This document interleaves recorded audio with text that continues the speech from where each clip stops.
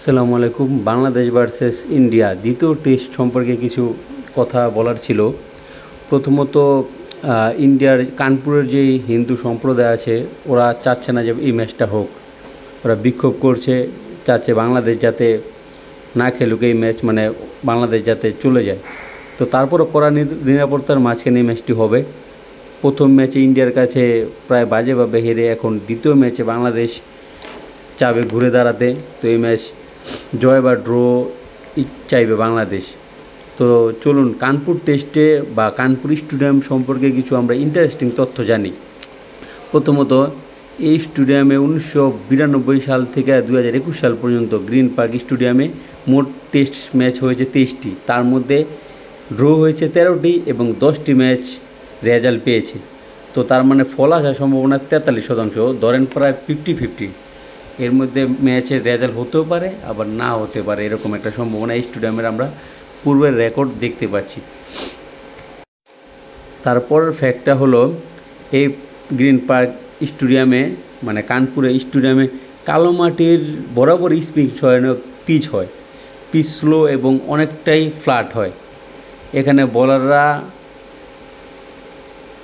বলাররা bounce পেয়ে থাকে না, মানে টার্নটা ভালো হয়। স্পিনারদের এখানে ভূমিকা অনেক ভালো। সাকিব, মেহেদী মিরাজ বা সাকিবের জায়গায় যদি তাইজুল এই জায়গায় খেলে তাহলে অবশ্যই অনেক দায়িত্বশীল বোলিং করতে হবে, কারণ স্পিনারদের এখানে ভূমিকা অনেক।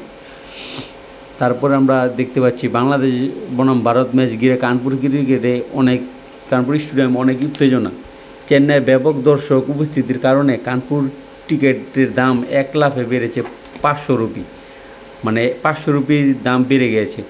তো সর্বনিম্ন 700 এবং সর্বোচ্চ 10,000 রুপি রাখা হয়েছে টিকিটের মূল্য। প্রতিদিন 2,000 স্কুল শিক্ষার্থী বিনামূল্যে ম্যাচ দেখার সুযোগ পাবে। 2,000 স্কুল শিক্ষার্থী মানে ফ্রি ঢুকতে দেবে এই স্টেডিয়ামে, এটা ক্রিকেট অ্যাসোসিয়েশন থেকে বলেছে ইন্ডিয়ার। সবার জন্য থাকছে কমপ্লিমেন্টারি ব্রেকফাস্ট ও পানির ব্যবস্থা, মানে সকালের নাস্তা এবং পানি দেওয়া হবে এই জায়গায়, এই স্টেডিয়ামে। কানপুর টেস্টে আরেকটি সম্ভাবনা রয়েছে, তা হলো বৃষ্টি বাদা কানপুর টেস্টের দেখা যাচ্ছে। মানে আবহাওয়া বার্তার অফিস থেকে বলা হয়েছে যে ম্যাচের প্রথম দিন মানে 27 সেপ্টেম্বর 92% বৃষ্টির সম্ভাবনা আছে, 28 সেপ্টেম্বর 49%, 29 সেপ্টেম্বর 65%, 30 সেপ্টেম্বর 56% এবং 1 অক্টোবর 5%। মানে প্রায় খেলার 5 দিনের 4 দিনই বৃষ্টির সম্ভাবনা আবহাওয়া দেখাচ্ছে। তো ওই হিসাবে মানে বাংলাদেশে একটি বেঁচে যাওয়ার সম্ভাবনা আছে যদি বৃষ্টি যেরকম রিপোর্ট দেখা যাচ্ছে এরকম হইলে ড্রর চান্স আছে। আর আরেকটা জিনিস বাংলাদেশকে ভোগাচ্ছে তা হলো সাকিবের ফর্ম। সাকিব বোলিংও নড়বড়ে এবং ব্যাটিংও ভালো হচ্ছে না। তো এই ক্ষেত্রে হতে পারে সাকিবের জায়গায় অন্য কোনো প্লেয়ারকে চান্স দেওয়া যেতে পারে, কারণ কানপুর টেস্টে যেহেতু স্পিন সহায়ক। তো ওই ক্ষেত্রে সাকিব যদি বোলিং না করতে পারে, কারণ আমরা জানি সাকিবের একটা ফিঙ্গার ইঞ্জুরির ব্যাপার সেবার আছে, যদি ওই সমস্যাটা থাকে তাহলে ওর ক্ষেত্রে ওর নিজে রেস্টে থেকে তাইজুলকে খেলালে মনে হয় আমার মতে ভালো একটা চয়েস হবে। তারপরও ম্যানেজমেন্ট দেখা যাক, ম্যানেজমেন্ট শোনা যাচ্ছে যে সাকিবের উপরে ভরসা রাখবে দ্বিতীয় টেস্টের জন্য। আরেকটা সমস্যা হলো আমাদের ওপেনার। বাংলাদেশের ওপেনাররা একদম বাজে ফর্মে আছে। টুকটাক কিছু রান প্রথম পাকিস্তানের সাথে সাদমান 92 রান করলেও তারপরে বাংলাদেশের ওপেনারদের কাছে ওরকম রানের কিছু দেখা যাচ্ছে না। আর ইনকামিং বলগুলোতে বাঁহাতি ব্যাটসম্যানরা অনবরত আউট হচ্ছে। মুমিনুল হক আমাদের one of the best batsman টেস্টের, মুমিনুল হকও কিছু করতে পারছে না।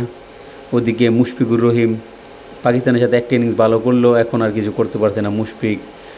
আর সবার দায়িত্বহীন ব্যাটিং, এগুলো আর কি অনেক ভোগাবে বাংলাদেশ। ইন্ডিয়া নাম্বার 1 টিম, ওরাই জিতবে, কিন্তু বাংলাদেশ অন্তত ফাইটটা যদি না করতে পারে ভাই, তাহলে মানে আশা করবো বলেন।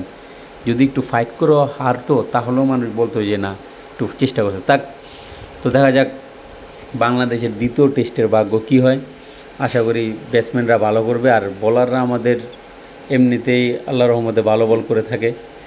তারপরে দেখা যাক কী হয়। আপনারা কমেন্টে জানান আপনাদের কি এক্সপেকটেশন। আসসালামু আলাইকুম রহমতুল্লাহি ওয়া বারাকাতুহু।